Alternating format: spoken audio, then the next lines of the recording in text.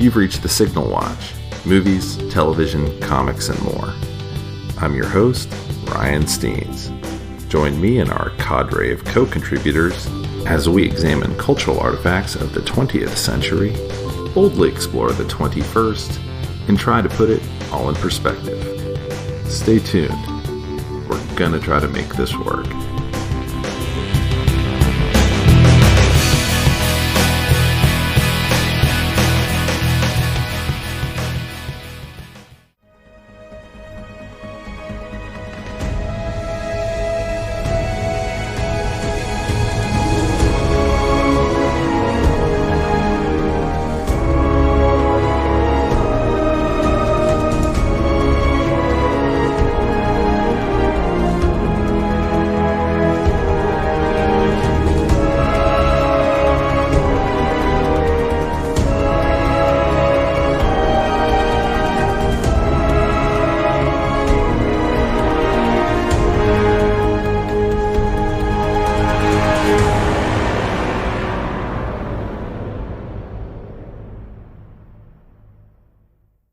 Hey everybody, and welcome back to the Signal Watch. As always, I'm your host, Ryan Steens, and with me today is Marshall Preddy.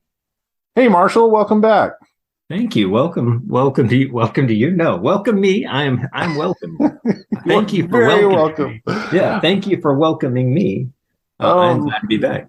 We kind of threw out there to our little clique there to see who else was watching Sandman, but the other folks were not willing to brave talking Sandman. But here we are. We're going to talk the 11 episode series on the Netflix.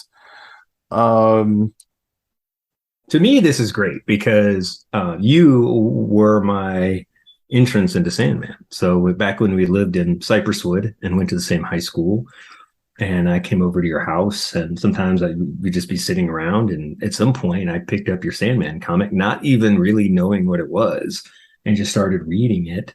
And one of the episodes, the first one that I read, and I remember it is the story of Hob that's covered in this season of Netflix. It was the story of the man who says, well, I'm not going to die. I'm going to live forever.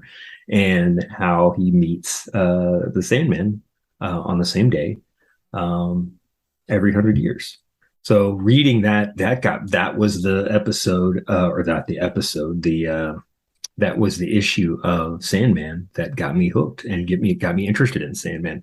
I didn't read it all at that time. I read a few other issues that you had, and then I think I was just out of law school, and I met a friend of mine who we were both working at Methodist, and he had all the well, this is going to sound bad. This is me confessing. I got digital copies from him. I know. And this is very early in my ownership of an iPad as well. So I just went straight through all of them on my iPad. And now I have read, I don't think I've finished every single episode, but I've certainly read all the episodes that underpin this first season of Netflix that we're going to be talking about. So yeah, I got into Sandman kind of late, and part of that was an artifact of as far as the release schedule of the comics. My first issue was very late in the run. It was like issue 50. It was the Ramadan issue that came out kind of as we were wrapping up high school. I remember when we moved to Houston in 90-ish, I didn't have a car. I didn't have any money.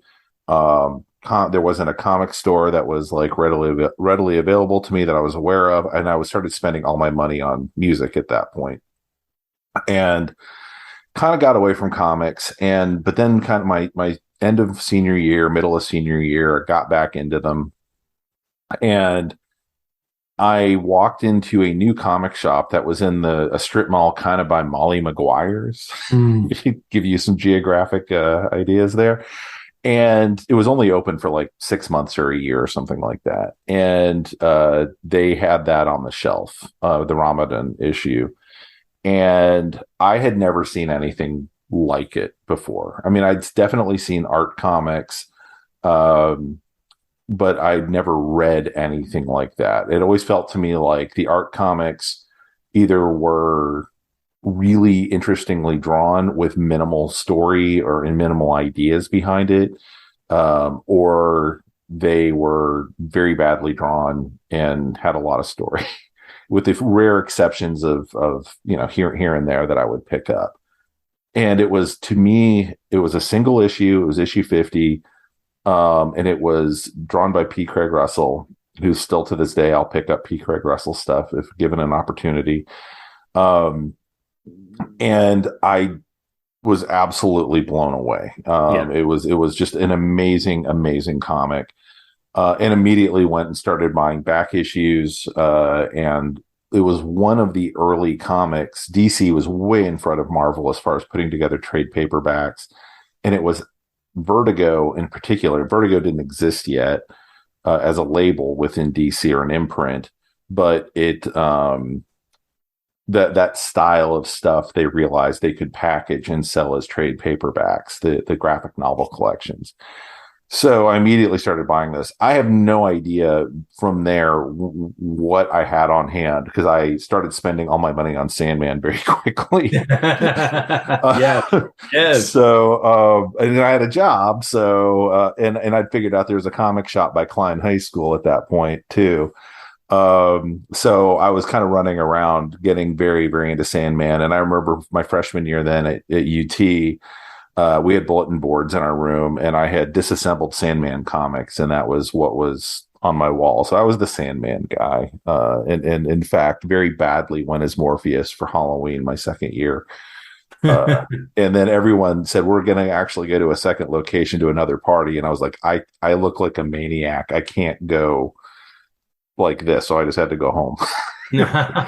That's so sad. I know. Oh, man. But yeah, and so back in the 90s, you would hear, superhero movies were just a very different thing in the 90s. And you'd had things like The Phantom and The Shadow. And every once in a while you'd hear they were going to try and make something of some superhero, like the kids today kind of go, oh, they should have made the Nick Cage Superman. And I'm like, you don't understand the context of what that would have been at the time. That would have potentially taken Superman down forever had they made that movie at that time. And that was, there was always these like really dumbass spins that they always wanted to put on these movies. And so they start talking about wanting to make a Sandman movie, and everyone who was a fan was like, just don't. Like, there's no way to translate what this is into a 2-hour movie, and y'all aren't going to get it anyway. You're going to try and turn it into something to sell action figures. And sure enough, after the series came out, Neil Gaiman was interviewed somewhere recently and talked about how he was sent a script from John Peters' office, the guy who did Batman, and was kind of considered to be the superhero whisperer within, Warner Brothers, and was also, by the way, the guy who was trying to make the Superman movie that had Nick Cage in it.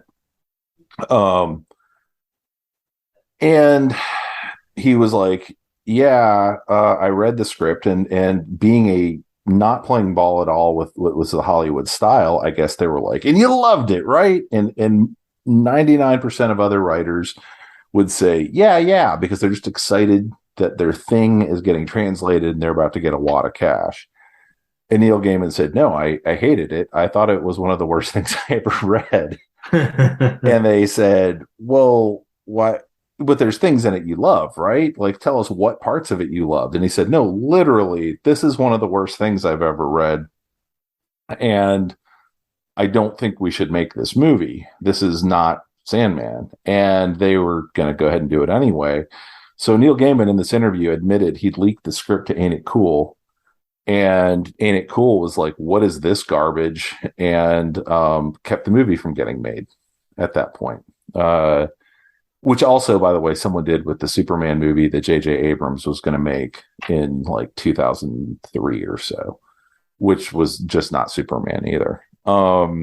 but the basic idea of it was going to be, it sounded almost to me like Cannonball Run. It was, they were going to set it up where Morpheus was siblings with Satan and the Corinthian, and they were all running around looking for the helmet, the ruby, and the bag of sand. And whoever got all three was going to be the king of the carnival or whatever. And you can just feel the 90s-ness of this translation across the movie. But they didn't do it. Neil Gaiman took it upon himself to make sure they didn't. But flash forward to 2022, and we've have, a Lord of the Rings TV show coming out and all this other stuff, and they actually made a Sandman series. So They did, and it's good. Not yeah. not to spoil anything, but it's good. Like I said, I was pleased they adapted the ones that I've actually read. I think that later in the series, I don't think I finished it, but I've read an awful lot of Sandman, and this captures this captures the early story arcs that come chronologically early in the comic as well. So yeah, I mean, they are following it issue by issue, right, more or less, important beat by important beat. Yep. And they're doing a job of tying it together, if you know kind of how it ends, in a way that the comic hints at, or at least uses some of the stuff from the beginning to tie back to the end. That now it feels, of course, much more intentional because they know where they're going with it. And I was expecting to be disappointed. I will be completely candid. Like, I was expecting this is going to be neat that they did it and they tried, but they also tried with Watchmen, and people are like, oh, well, that's just like the comic. I'm like, it totally looks like the comic, but it is devoid of the spirit of the comic. You're talking about the film. Yeah, the film of Watchmen. And I think the TV show of Watchmen, which has nothing to do with the book of comic of Watchmen, feels more like Watchmen than the thing that successful. Looks exactly like Watchmen. Yeah. This looks and feels like Sandman to me. It and really does. I've heard some quibbles, here and there, and everyone's going to have their pet peeves. Sure. But I think this is as close as really, it's way closer than anything I ever would have imagined we'd ever get. Yeah. So. No, I agree. And I think, for something that was allegedly unfilmable, they took the Netflix millions they got, allegedly, I think 15 million an episode. Yeah. and that helps a lot. If you're spending that much money, then you can actually do an awful lot. And I thought they did it. I mean, they really nailed the tone and the atmosphere of what it's like to sort of be going through the comics, and they pull it together, and they make some interesting choices, but it totally works. I found myself really, really enjoying all 10 episodes of those two main arcs that they adapted.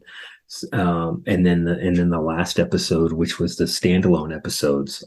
I just thought they did a wonderful job overall. I mean, there's quibbles, but just for our listeners, there's really, I would say, there's two main story arcs here, that they try to capture. The first is the story of him being imprisoned when he is captured.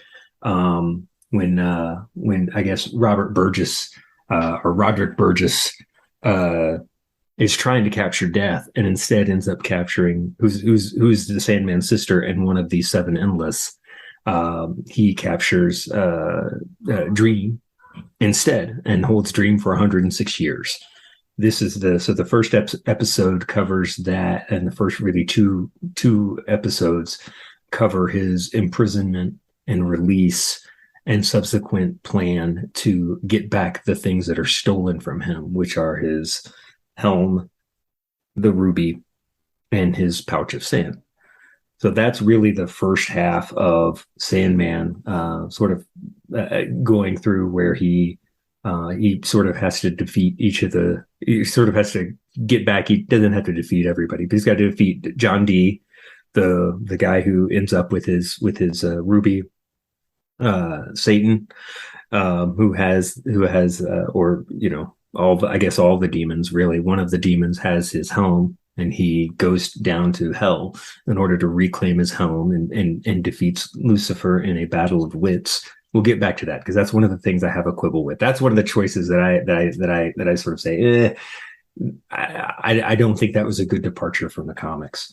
And then really in one of the highlights, he sort of teams up with Joanna Constantine, who is a sort of a complete reimagination of that character of John Constantine to get back his pouch. And in the second half is the story of the Vortex, Unity Kincaid, and Unity Kincaid fell asleep basically for her entire life during that time, because the Sandman being imprisoned, again for our listeners, the Sandman being imprisoned caused a destruction of the dreaming, and many humans who were alive during that time fell victim to what was called the sleeping sickness. Some people couldn't dream and couldn't sleep, and still other people went to sleep forever and couldn't wake up.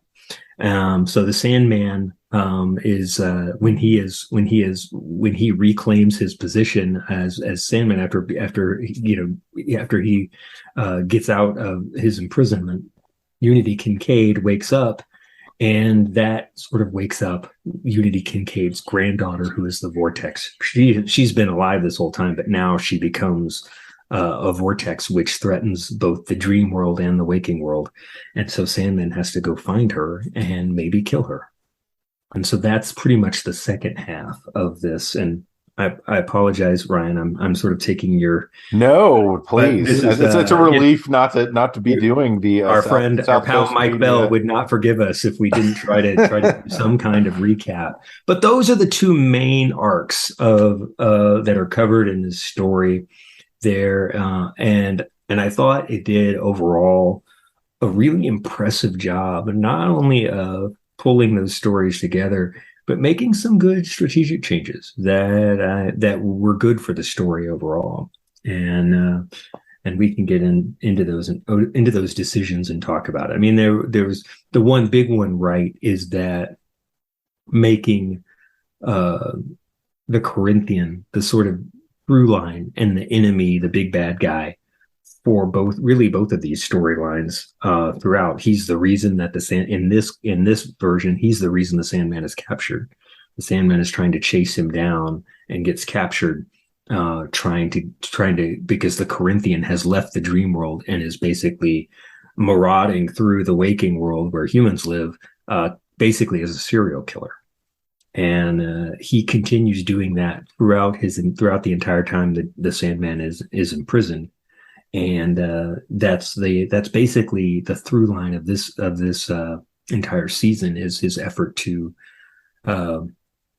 corral the Corinthian and restore not just him but two other spirits back to the dream world who have escaped. And that's sort of how this series ends.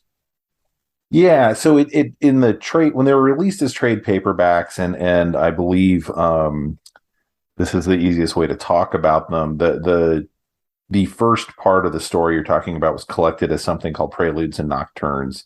If you were to go to the store and buy it for $12.99 or whatever. The second part is a storyline called Doll's House. And so that's usually how the Sandman nerds will refer to the various sections. Yep. The final episode, which is 2 stories, and including, I believe, the Hobbs story that gets buried within the Doll's House storyline. Those were all collected in something called Dream Country. And that was usually, when people asked about Sandman, that was what I gave people, because it was all self-contained stories. Yep. What? And that's what I started with. So Right. that So is the probably, story. yeah, that was probably what I put in your In hand. here, that is that. So that's the episode 5 and 6 are probably, I think, what people think about when they think about Sandman, or if they've been exposed to Sandman. There's a very famous 24/7 episode, or comic. And then there is that this the sound of her wings, and the men of good fortune here that are collected in episode 6, for I think that not just me but a lot of people, for exactly the reason you mentioned. That's a really good introduction to the character, and probably a way a lot of people found the Sandman originally. Yeah, it's kind of fascinating. Some people were like, well, I thought the first few episodes were a little weak. Well, like anything that's a serial That's thing, great. the first few issues of Sandman are someone doing something no one's ever done before in comics, because it feels more like an EC horror comic than anything for the first few issues. There's a guy who's messing with cosmic forces he shouldn't. There's divine retribution, and is drawn by Sam Keith, who's most famous for drawing the Max, and some Batman stuff. He has a very specific cartoony style, and they kept trying to tie it in because not you hadn't had the Vertigo DC split yet, so they're still like, well, here's Martian Manhunter in the comics, and it was not flailing, but it was clearly something completely different. And the artist didn't seem to, when you get to issue 5, I think that's the one that's the diner one. Um, that was really when I felt like Sandman finally clicked. They got to more of an illustrative approach. And Neil Gaiman, I also would say, wrote often to the strengths of his artists. And so I don't think the first few issues are bad, but I think what you're seeing is like, I have this idea of how this starts, but I'm also getting my feet wet with the series. And I think as people were watching the show, I almost heard the exact same things of like, well, the first few episodes were interesting, but not great. But then you get to the diner episode and that just sold me. And I'm like, well, Yeah, yeah. there's I something think to I that. saw the same thing, that the diner episode, it really knocks it out of the park. Now it's got some key differences, but overall, I think if there's one criticism I've seen, is that it doesn't really do the depravity and the violence and the psychological evil. Like, John D is in as evil in the store in the Netflix series as he is, in the comics.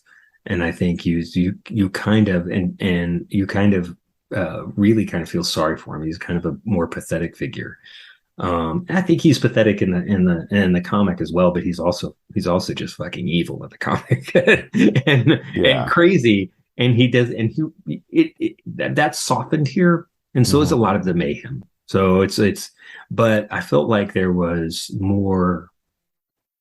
It does a good job in the time that it has of building out the characters that it has, and really, for example, when you really see the core of what, the waitress character is going through with her writing, and like it makes it real, because in Mhm. the comic, she's a wannabe writer, but she's terrible. And they kind of do a good job bringing that out in the story. Like, there's a reason her dream is unfulfilled. Part of it is because she's part of it is she's just not talented. and Yeah. so and so but it brings out that feeling, that sort of like the tension between what her personal dream is versus what her reality is. And that's kind of what all those characters are going through. The delta between what they would like their life to be and what it is vast. And it's vast because of the choices that they've made in their lives. And that's the same for D. And really getting at that, at the sort of like the pathos and disappointment of like just of dealing with the failure in your life. I just thought it was a fascinating episode, because that's kind of what it was about, and it nailed it. Yeah. I think that. they're just tonally a little bit different as far as there's much more of a kind of third person view of the characters in the comic of even when there's a passage in the comic where Gaiman's describing or the voice is describing the dreams the writer has of being on Johnny Carson and him asking her where these stories come from. And it's so sweet and so understandable and so pathetic. So like pathetic, yep. And this has to do that in a different way. Like, Yep. and you've lost the whole thing of Johnny Carson bringing on some small town writer to, that was a very much a thing in the 80s when this comic would have come out. Right. I think that the overall, like, what is I was really intimidated about doing Sandman, which is why I wanted to do it, because there's so much that happens with this. It's so well read, it's so well known, and the people who hold it really close, who've read it.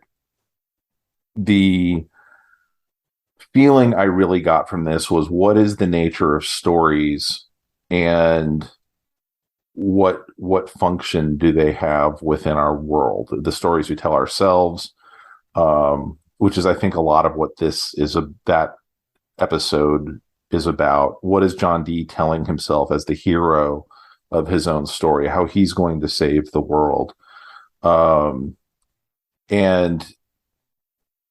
I think that that's kind of the through. You get the, like, well, right at the beginning we meet Cain and Abel, and why do we meet them? Well, they're the first story, right?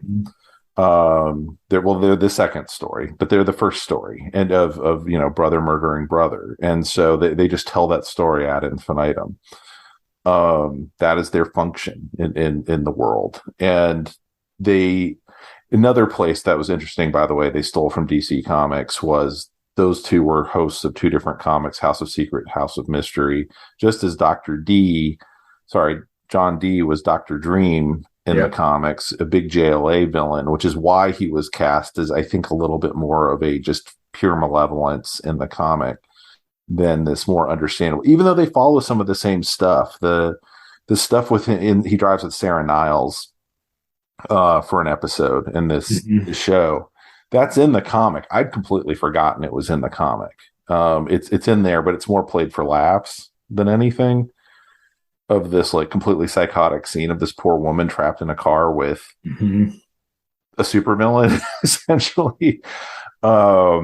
So that's one of the areas where I feel I like the show better, because I just remembering that the show does that particular. In fact, John Dee's whole arc I really enjoyed, and in the story, even the changes that they made, like Ethel Cripps, passing along the amulet to him to protect him, and then dying. That's not in them. No, that's not in the comic. But it's great here because it explains part of their story, and it ties it together within the film, within the TV version, really, really well. And so I think that choice works for it. And there's several of things that I think changes that they make. My take on that is that this is you have the comics already. This is a different thing. There are changes that are necessary just based on time, like the Johnny Carson thing. There's changes that are necessary because of what it is. Let's enjoy that. And that's a separate thing from the comic. I don't need it to be exactly like the comics. What I want it to be is faithful to the tone and to the world, not necessarily it's got to hit every single note perfectly, because we don't have time for that. This is, so there were some compromises made. I don't think all of them I'm a fan of, but overall, I'm impressed with the work that they did here. Yeah, I was kind of glad they shaved off most of the stuff that would have made you say, well, this is a DC Comics, thing.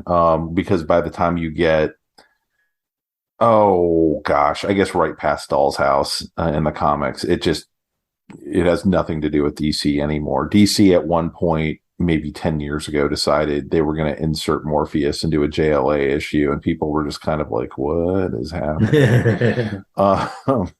because I don't really understand who owns what at this point. My understanding would have been that Neil Gaiman owned nothing, um, but he must have some sort of sharehold on this character, uh, because he has been able to control it and keep it from happening in ways that were not Neil Gaiman approved. Um, but yeah, the transitions I think are really good between in using the Corinthian as that through line, which surprised me a little bit. I mean, he's not a major character, but he is a major character in Doll's House, and That's right. that's That's really about it. But it was fun to watch because I forgot Jamie had never read the comics. So I know what's coming. So I'm giggling with anticipation at, them getting to like the serial convention and seeing somebody see that and watching their brain click to serial convention. Oh my God, for the first time is a fucking delight. I will just say it really that. is. It really is. I had that same thing when I was watching with my son. My oldest son is 13. And so maybe he's a little young for this, arguably, but I've given it up. He watches basically everything. I would say that was when my dad gave it up too. So yeah. And so he had this, the same thought. Oh, he's like, wait, what are they doing? What kind of convention is this? And then he sees the eyeballs. He's like, oh, these are all fucking serial killers, So, he didn't cuss, but yeah, that's what it is, and you're right. It is interesting watching it with someone who hasn't seen the comics, but he gets a feel for it because I think what's shocking the first time you see Sandman, and what I think this does a good job, because I love almost all the episodes, but what you learn from the inclusion of Cain and Abel, from Lucifer Morningstar, from the building out the your time with the Endless, is that is what I think Gaiman has said is one of his favorite things about this world, which is that you believe this world believes in everything. Everyone is real. yeah. It's got Norse mythology, yes. Egyptian mythology, yes. Judeo-Christian, that world is all here. Everything is here.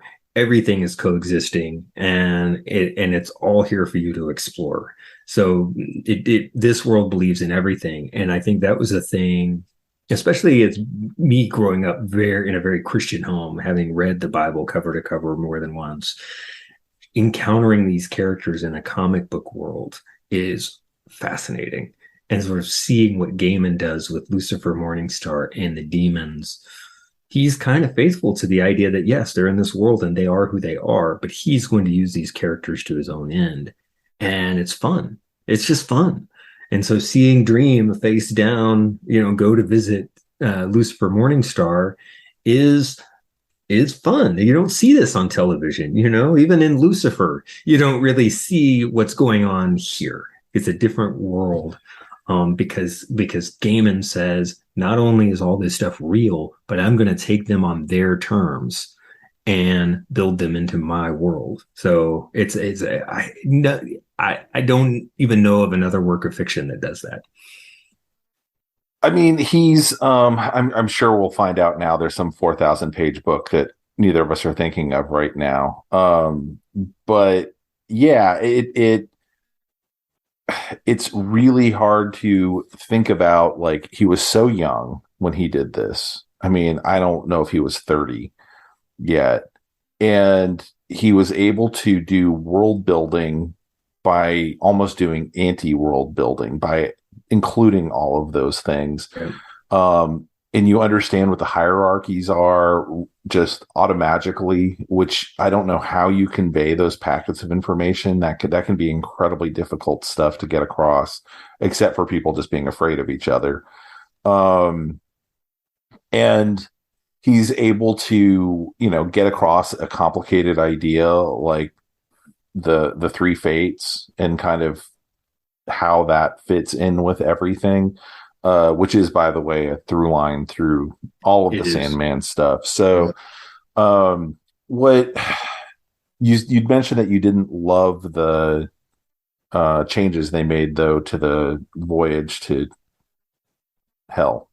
It was the one thing that I had a problem with was I mean I liked it all. I didn't like that he battles Lucifer Morningstar in the Battle of Wits, but I understand why they did that. You know, Yeah, they want to give Lucifer Morningstar more screen time, more to do, because the truth of it is that in this part of Sandman, there's not a lot. Lucifer doesn't really have a lot to do. He's a gracious host. yeah, She's a gracious host in this case.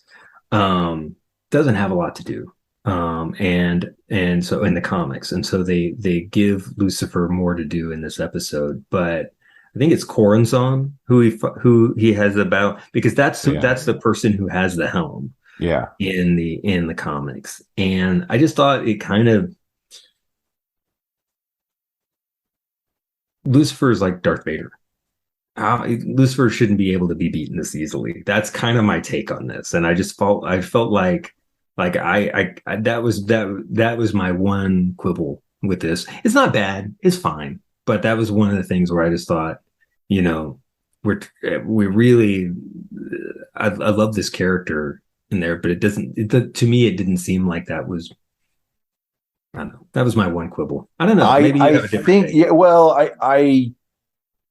was shocked that it was the like one. I should go back and say I don't care at all that they gender swap Joanna Constantine. Oh, I don't either. Yeah, Yeah, and I that to don't really me, mind any of the swaps they did in yeah, this. I that was all cool. The reason plot wise, I think they did this one was if they get a season two, they're going to do season of Miss. Yeah, And if they do that, they need better motivation for why that happens. yeah, And I think that is why they did it. I don't know that they couldn't have had more at stake for Lucifer if the demon had lost the battle. yeah, Or maybe they decided, well, this is just some foot soldier demon we never see again. It doesn't matter if this person loses. We need to raise the stakes. There's a million reasons they could have made. I think, though, it's more to tie when we see Lucifer show up again. hmm That's why they've decided to do what they're going to do. So, um, and I think they did a really interesting thing in the comics and in the TV show with Lucifer, in that by and large, Lucifer can be nice because Lucifer doesn't give a shit.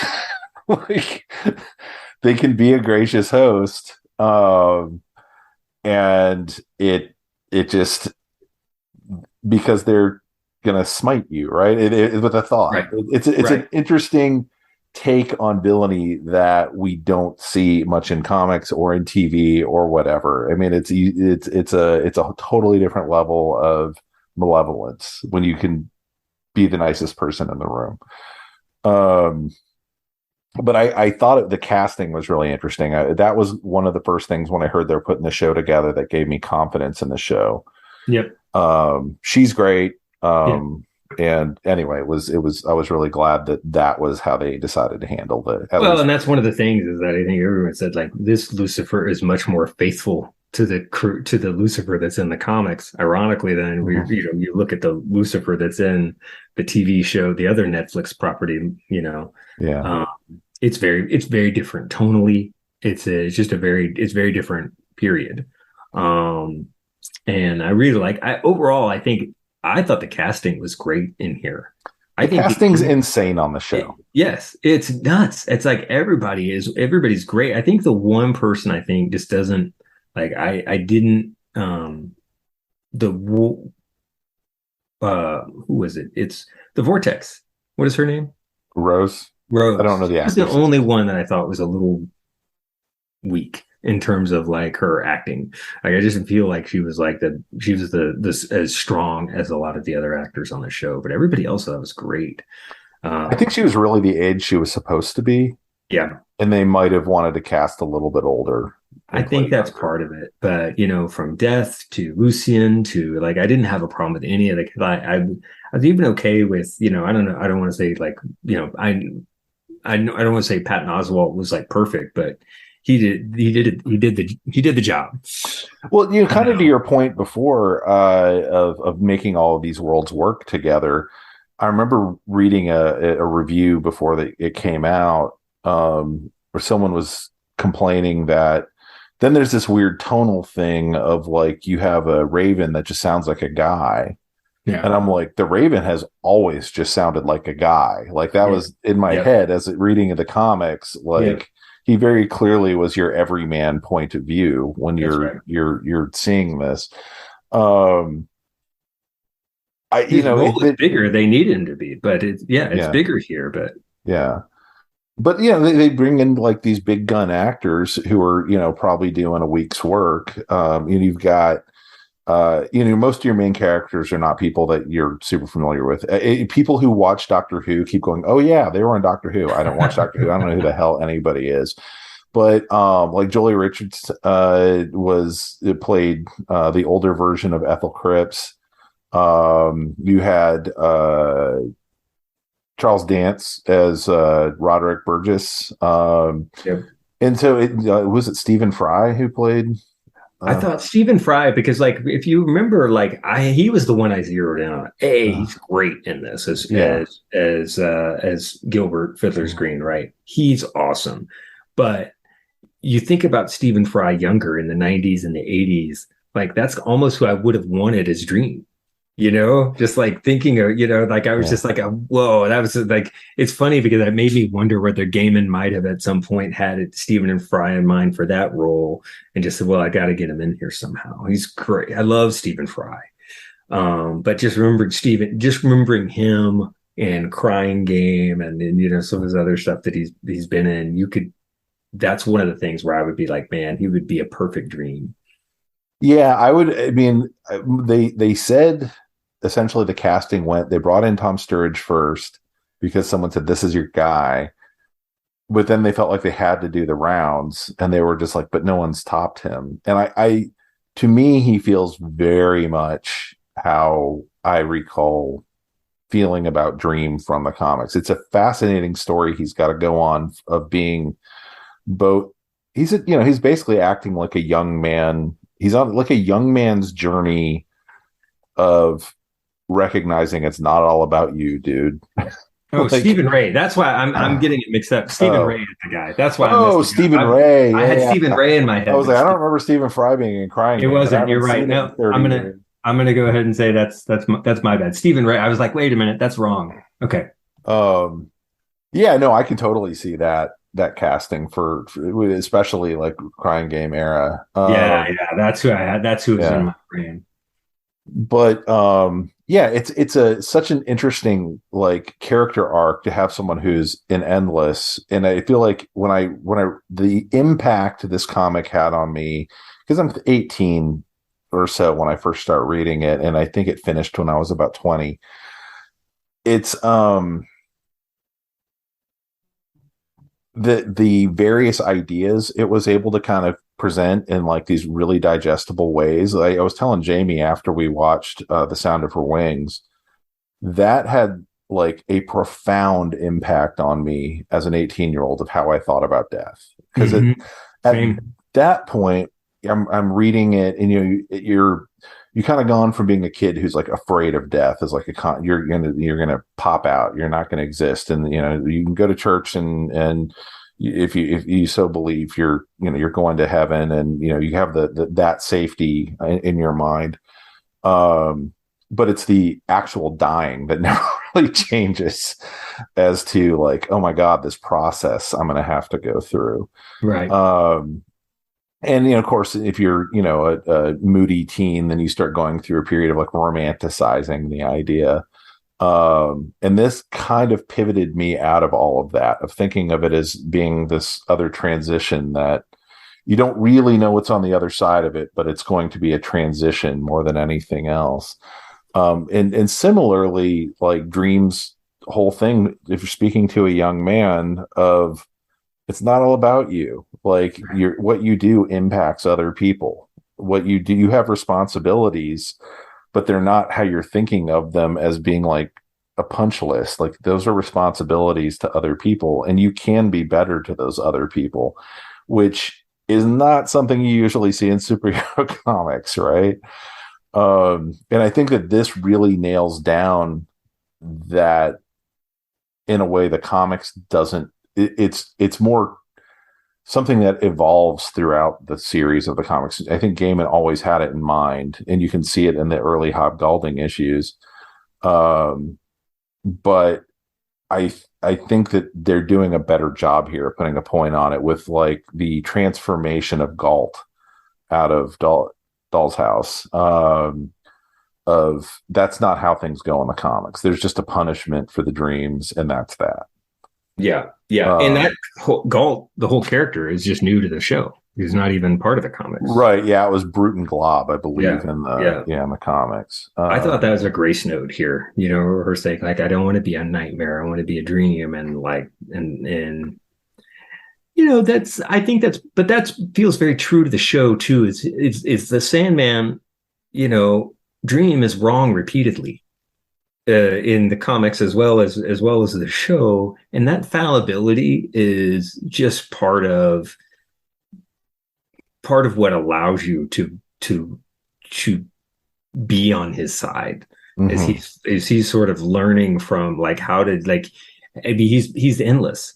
He's been Mm-hmm. alive for, you know, God, thousands and thousands and thousands of years, and he's still fucking up, you know, and he in his interactions with humans have been flawed multiple times. You know, he's a guy who takes the wrong lover, who gets jealous, who, you know, sentences her to hell, you know, Yeah. and you know, and which is covered later than this, but you get that view. You meet her in this episode as he walks through Satan and as he walks through hell. There's just so, you know, he's wrong about Lucian and Lucian's role in the dreaming, and not he's not grateful enough for the work that she did holding things together while he was gone, and then he wants to reduce her role when he gets back, and he doesn't take guidance well, and all of that allows you to really go on that same journey with him, where you're saying like this guy is he's one of the endless, he's a supernatural being, but getting to see him fail it draws us deeper into that world. Yeah, and I think it's one of those things. If it's been a long time since you've read the comics, it's definitely worth like revisiting what was there, because it's definitely one of those things that, you know, I will admit, like I have bought the comics at this point 4 times over. I bought all the issues. I had all of them in a long box. I sold them off at some point. I bought them all in trade. I remember shipping those to a guy in Hawaii, because now I have also the Absolute edition sitting on a shelf somewhere that are, you know, faux leather bound and all that, which, by the way, terrible to read. You don't want a book that big.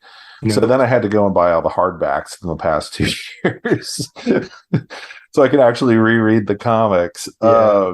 But if it's been a while since you've read them, they may be different from how you remember it, and kind of what I think Gaiman was trying to get at. It always happens. You know, I see people talking about how they remember reading, you know, Catcher in the Rye, and you go, wow, you really didn't get that book at all, my friend. Like, you know, and you're like 38 and you're yelling about it on Twitter about how it hurt your feelings or whatever. It's like, why don't you try reading it not as a 16-year-old or whatever? Like, exactly. you might get something more out of it now. Yeah. Your brain was mush then. So yeah, it's I'm really excited. I really hope they have to apparently have a billion people watch this show or something in order to make another season. I don't know how all the Netflix stuff works, but apparently it had like astronomical numbers, and Gaiman was like, it's apparently still not enough. It's so expensive. And Yeah. it has to be to pull off what they're trying to pull off. And I get where Gaiman, in interviews said, we may fail, we may succeed, but I'm gonna make the show that I want to make. And it's expensive because it has to be to Yeah. render what is being rendered on screen. At the same time, I think the headline is this is a very successful TV show. It is a TV show, and it's really well done as a TV show in this medium. It works well in this medium, and it just makes sense because it's able to emulate the sort of episodic structure that is already there in the comics. And so I hope we get more, because the show as it's filmed does a really good job of both the long arcs that we've talked about, but also the little standalone elements, including and I don't want to leave without covering that last sort of bonus episode. It has two of the most like really interesting and slash charming uh, uh, sort of standalone issues that are in the comic, which is the one where the cat one, Yeah. where Reading with a Thousand Cats. Yeah. yeah, and then the story of Rick Maddock, which I thought was a great way to end the season. Um, Sandman's capable of both the large scope arcs, and then those standalones that I think are really interesting, like the story of Hob, that brought me into the series in the first place. That's my favorite episode. It's the sound of her wings, and then right where Death takes Sandman through her job and says, "This is why I'm doing this, and you have your responsibilities too." And then you see in miniature sort of what happens if she doesn't do her job. The story of Hob, who keeps showing up and show year after year, living his life, and doing a good job sort of uh, uh, in miniature capturing what the role of the endless is, in this realm, and what their relationship is with humans, which is that it's messy. The dealings that Death has, the dealings that Dream has with humans, they are not hands off. These are not the disinterested watchmaker gods. These people are very interested in the lives of human. They're fascinated by humans, and in a lot of ways their stories are intertwined with humans, over the thousands of years that they share, in the larger world.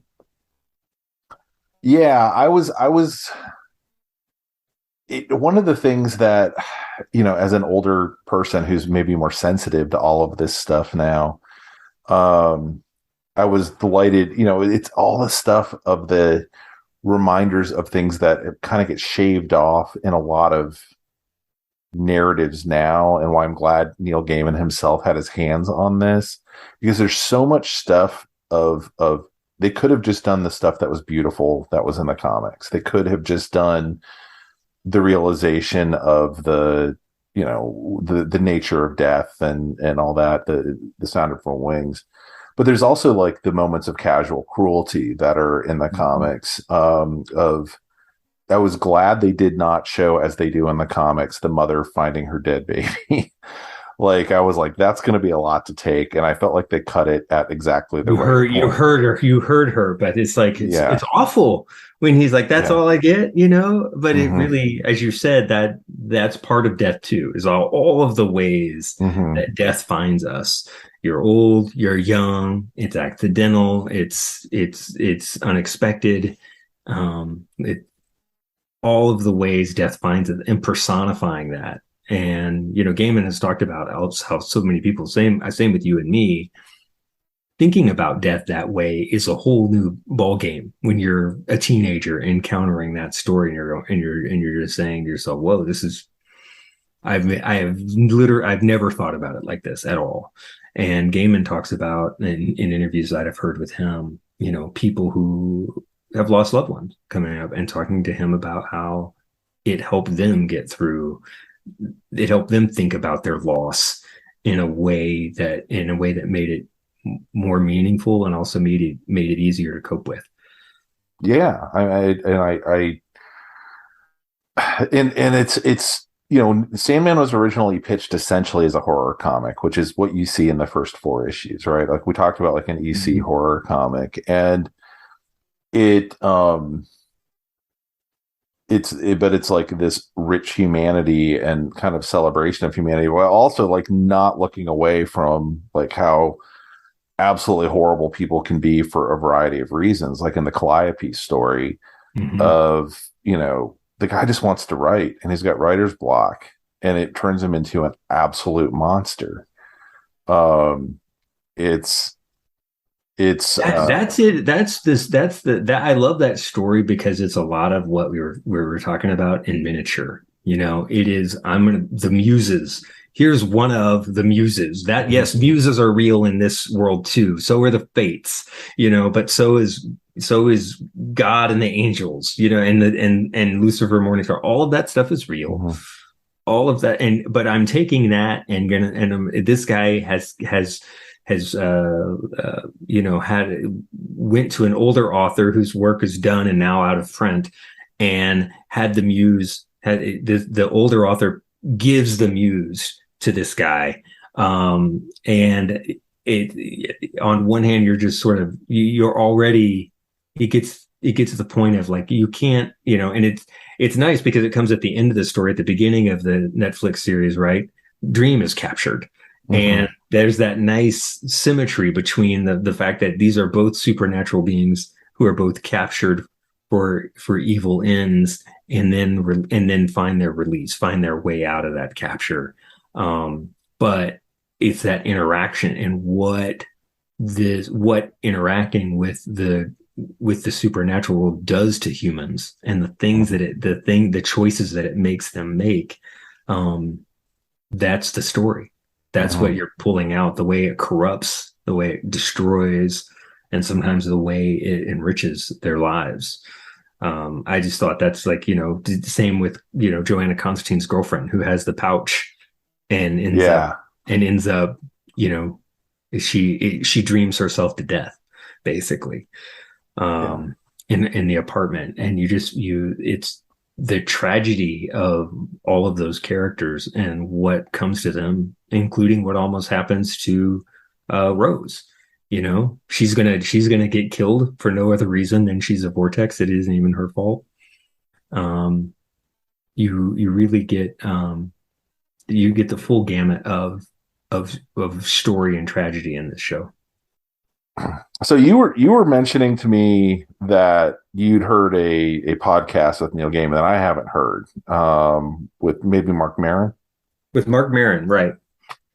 And what I like about that is it gets at something that because I grew up in a Baptist church and I used to get bored in the sermon and just read the Bible. So I've read the Old Testament multiple times, and, and a bunch of the New Testament. You just read a lot of Bible if you're going to a Bible church, which is what I did when I was a kid, Southern Baptist. But one of the things that Gaiman was talking about with Maron about, and they're both Jewish entertainers, but he's very Jewish. Mark Maron, if you've heard his podcast, he's very, very Jewish, and so he and Gaiman were talking about this, but they're talking about sort of one of the things that I think Sandman is reflective of, which is that in the Jewish tradition, you're Jacob wrestling with the angel. You're always in an argument with God. The God in the Bible isn't perfect. He makes mistakes and admits to them. And so what you get in the Sandman is really part of that tradition. The seven endless aren't perfect. They're flawed, and they're embodiments of these endless being. There's desire, there's despair, there's dream, there's death. These seven embodiments of you know uh, human feelings and human inevitabilities. The story of the Sandman is really their story, but they aren't perfect. And so what you see in a lot of the Sandman is the drama of these all-powerful beings who are nevertheless also kind of they're they don't at all know how to use their powers for necessarily for good. They constantly make mistakes. Even the Sandman, who is the hero, multiple times makes mistakes in his dealings with humans that have tragic occurrences. And that is a very big part of the Jewish tradition, where what you don't have is sort of, if you look at the sort of American Christianity, there's this kind of one-way relationship where God is God, God is perfect, and you just accept whatever God does. But that's not what Jews do with God. They're it is what Gaiman said, they're constantly arguing. They're in a constant argument with God about what's going on, and God is there sometimes to bless you and sometimes to mess up your life. And that is what you see and what it was great about Gaiman, what we talked about earlier was, he's bringing it all in, but he's bringing in everything in the Old Testament, saying that's true, that's real. These characters are part of my story too.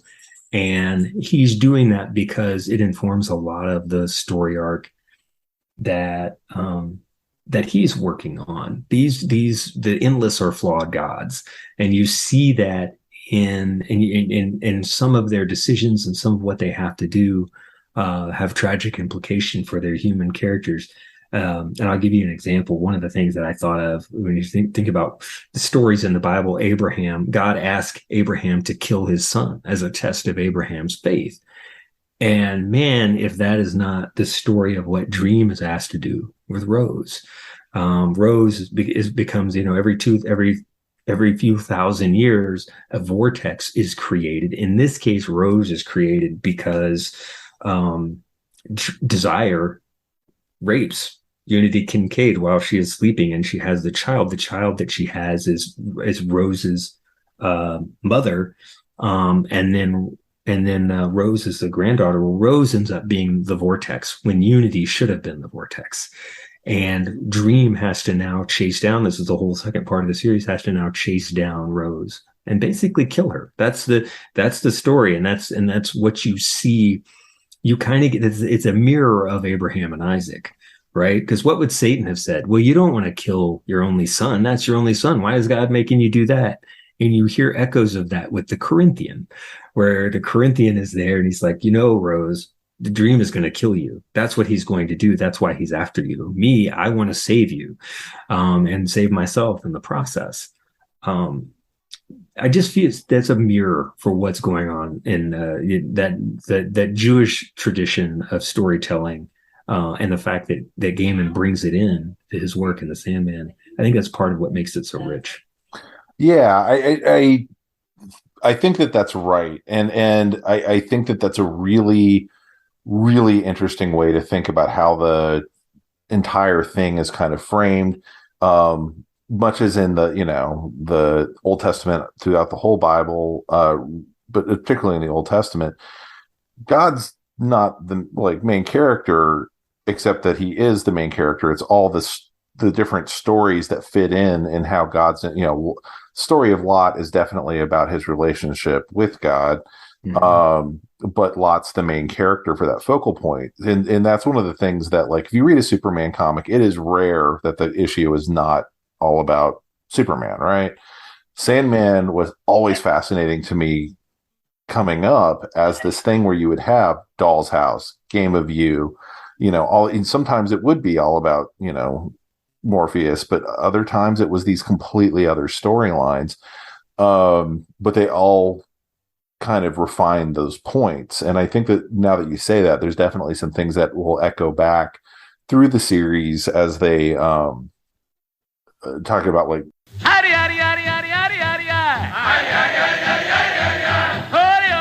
but yeah, it's that was a horrible spoiler. I'm actually going to bleep all of that out. Uh, but it's a fascinating thought. I'm really glad you brought that up. Yeah, no, yeah. I just love the idea that Gaiman talked about that in the interview because I hadn't heard him do that before, but it really recontextualized, sort of helped me remember the story and sort of understand uh the Sandman in a different way. Because you really get why he's using he's using these old mythologies, and not just the Old Testament, but Norse mythology, Egyptian mythology, Greek and Roman mythology. He's using those old stories and old conflicts to examine humanity today. I mean, he's basically asking the question, well, what else? What if all of these are real? What would we do if we captured a muse? You know, Hmm. what would we do if we were trying to track down a vortex that could end all of the human waking world and the dream world alike? What would we do if we had to battle Satan, go head to head against Satan? And the idea in the Bible is the same as the idea in the Sandman, that these things are real, these fights are real, and there's real things at stake. It's so much, and we're just talking about what's maybe the equivalent of like the first 2 years of issues Right. of this Right. comic. I'm going to be so sad if they can't wrap this up. Like, I don't know what Netflix has to do. I know people are very upset right now about their various favorite cartoons and whatnot getting canceled on Netflix. Mm-hmm. And I'm kind of like, in the long run, culturally, this is more important. Like, this should probably exist end to end as a thing. And it's unfortunate that it's kind of wrapped up in the you have to have a Netflix subscription to see it. And it's a hard sell. It's you people kind of look at the trailer and go, I get what this is and I'm not into it. Or it's based on Right. a comic. I'm so tired of the Marvel stuff. I'm not into it. I'm like, this is not that. No. And it's the concepts and the ideas and the things they're trying to present are so much bigger than what you got out of your Battlestar Galactica or you got out of, even your Expanse or whatever else. And it does them so elegantly. And it's hard to explain that to people who've not really been exposed to game in the way he just kind of works with and understands what myths are and what's the point of stories are. Um, anyway, I'm fascinated with this thing and was kind of fascinated seeing what the bad reviews of it also were saying. And it was very clear in some of those reviews, some of those people just did not like being challenged. Like Yeah. it was very clear of like, this is not what I thought I signed up to watch at 9 in the morning when I had something due by 3 p.m. on this. This is a lot. So Uh, anyway, go ahead. uh, Before we get out of here, I just want to mention one thing that I mentioned to you while we were chatting about this, which is that I absolutely, absolutely want to see a Joanna Constantine show. She's great in this. She's my favorite version of Constantine that I've seen in a moving picture. And I thought she was great in this show. And I'm sad she's not in here more. She's in here in two different arcs. And she's wonderful. And though I just, there's there's a lot of cool casting in here. The Corinthian is great in here. Mm-hmm. I mean, he has to be, but he's great. Um, but I really, really like Joanna Constantine. I hope we get more of her. Yeah, I mean, and they've definitely done in the comics spin-offs of various things. The use of John in the comics was very much to a certain point, and then I don't think he ever appears in the series again after this. Yeah. And I don't think Morpheus appears in Hellblazer after that. Um, and they even have different versions of the devil that we're wrangling with in the comics at about the Mhm. same time. Uh, I would not be shocked. Like you mentioned the Lucifer TV show, which was an adaptation of the Sandman Country Lucifer series that was spun out of this. And there's been a few. There was a House of Dreaming or something like that comic series and whatnot.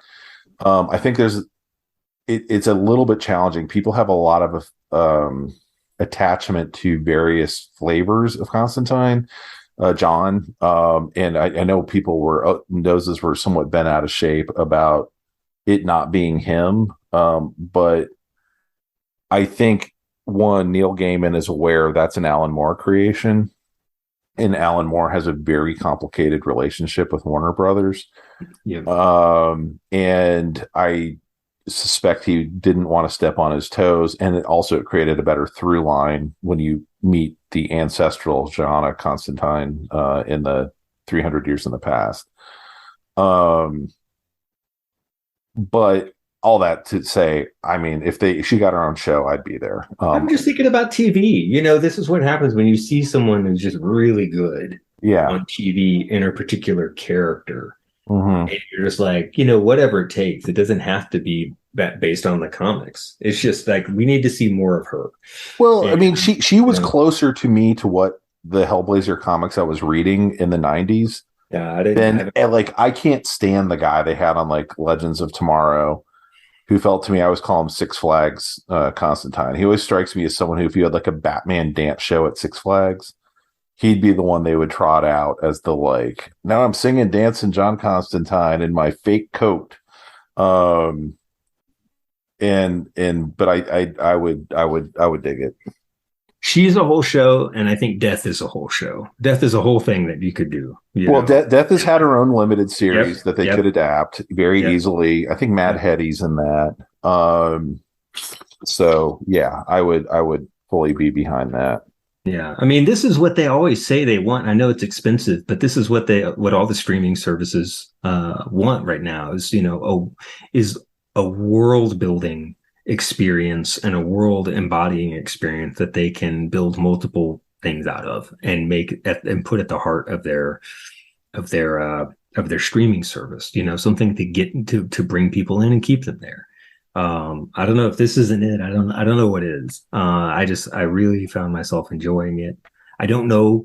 And maybe this is a good question for you. I don't know what this is like for someone who hasn't watched it, whether they're getting as much as me and you are, because we've both seen the source. But this is rare for me. I am not a person who reads the book and then watches the movie. I usually do one or the other. This is a rare situation where they were never going to make this a movie. I got into the comics, I read them. So I wasn't expecting this, but I found myself really, really liking it. I don't know if other folks who didn't read those comics are getting the same value out of it that I am. Yeah, I mean, it's been interesting. Jamie, she was way into it. She was the one who was like, "We're watching another one. We're watching another one." Yeah, my son too. He was into it. He was like, "I want to watch all these, Dad." So we got through all of it in 2 to 3 episodes a night. I didn't want to, Netflix and binge or whatever. That's about as fast as I'll go through something usually. And she hasn't talked about it a whole lot. And I think the reason is she's aware of the scope of it. Like once you start talking about it, where do you stop? And so like she refused to be on a podcast about it because I'd pitched that to her. She just was like, I don't know where my entry point is for talking about it. Other than that was cool, which I totally get that. I have read anecdotally online the people who are talking about it, chattering about it the most are the people who'd never read the comics and who they love it. I've not really read anybody who came to it who had anything to say that was like negative, frankly. A few reviewers, but I think those were people who got into reviewing because they liked, some CW show or something. And yeah, I mean, I would suspect, but man, it's like the comic was, it's a really hard sell until you push it into somebody's hand. And I think Netflix did a has a fundamentally broken model of it serves people who like don't have to go in for their shift for 2 or 3 days, and maybe they can even move their shifts around to catch like all 12 episodes of something. Mhm. But then the conversation's over with after a week. And I think we're finding now that that is really bad for shows long term. Yeah. And It's bad frankly, for the discourse. It's bad for the online discussion. The way it's different if you like the way say only Murders in the Building has found its online audience. yeah, It's not like they're just not putting all the episodes out there at once. And this the same thing. I mean, I fundamentally think I say the same thing. The way Disney is managing their yeah, properties, it's it's giving people more time to get into the shows. And here are the online, there's just more media created around shows that have a weekly or staggered release schedule. It's just a fact. Because the media properties like it, the places that write about TV like having something to write about each week, like having some, okay, I've done the mm-hmm. show. Now I'm getting into the recap. That's meaningful. And you haven't seen that as much with the Sandman. I think it's poorer because we aren't getting that. Now it's still very online. Desire is very memeable. I have seen a bunch of great Desire memes already Oh, for a really? character who has absolutely no screen time in this. Yeah, Very Desire's just getting fired up. So yeah. Desire, you really hope for more because Desire is awesome and Hmm. in this show and in the comics obviously, but they did such a wonderful job casting this show that you want it to live on, and I hope it does. But I agree with you. I don't think the Netflix release schedule where they just put it all out there, I don't think it serves this show in particular well, or really most shows. Yeah, I mean it also means they put all of their money down on a single chip for the opening weekend, and I've not seen an ad for it now in a month. And poor Neil Gaiman's out there on Twitter like, "Hey, people, tell your friends or watch it again or Yeah, whatever." yeah. Um, we're not going to get a second season because it's only at like 20 zillion hours.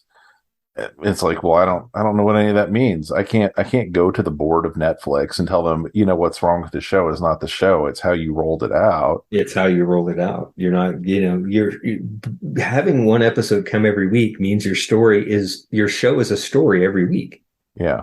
That's just big. I I mean, mean, that's the comic did the same thing, and a lot of right. comics used to or do, but it was that's the reason first issues are so valuable.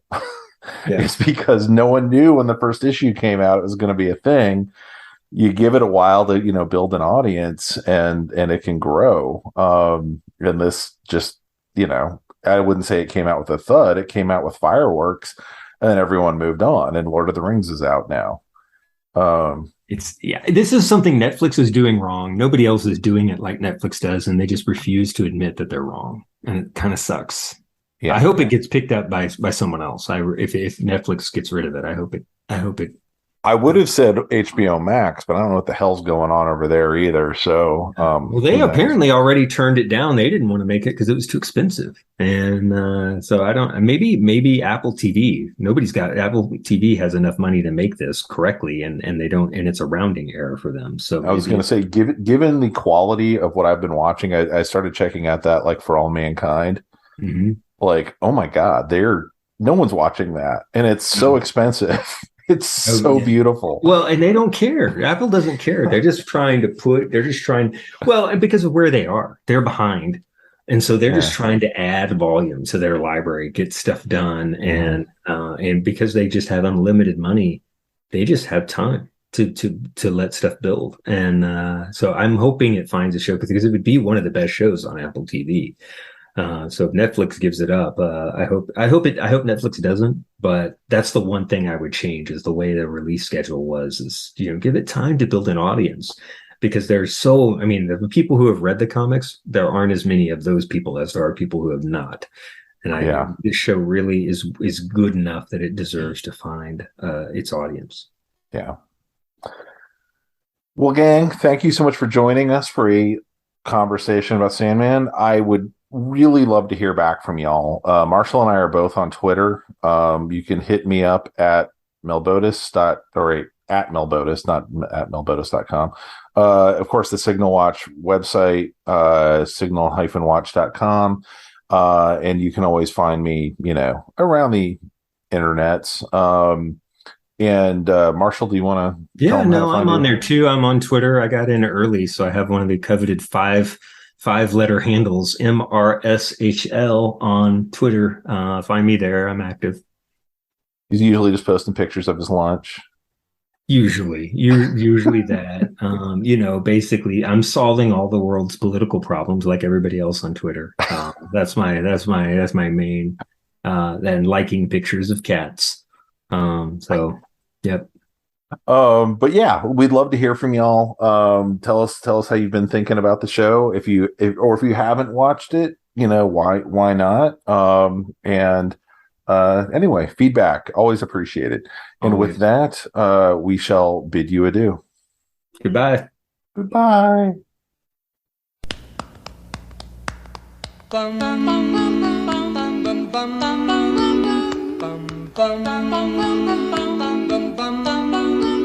Mr. Sandman, bring me a dream. Make him the cutest that I've ever seen. Give him two lips like roses and clover. Then tell him that his lonesome nights are over. Sandman, I'm so alone. Don't have nobody to call.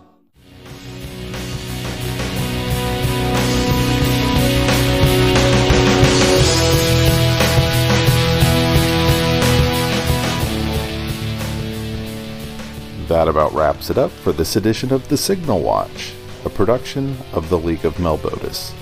Thanks for sticking with us. If you enjoyed the podcast, we invite you to drop on by the Signal Watch blog, where you'll find write-ups of a wide variety of movies and more.